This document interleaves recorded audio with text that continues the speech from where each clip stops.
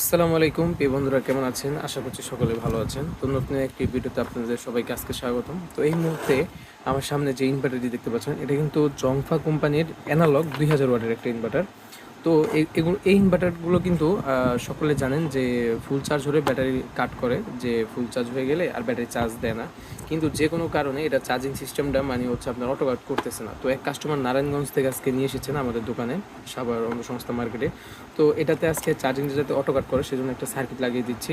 তো এই সার্কিটের মাধ্যমে লাগানোর ফলে কী হবে, আমি ব্যাটারিটা যত ভোল্টে কাট করে দেবো, যে ফুল চার্জ হয়ে গেলে যাতে চার্জিং বন্ধ হয়ে যায় অতটুকু পর্যন্ত চার্জ নেবে, তার উপর ওভার কাট হতে দিবে না, মানে ওভার চার্জ হতে দিবে না ব্যাটারিটা থেকে।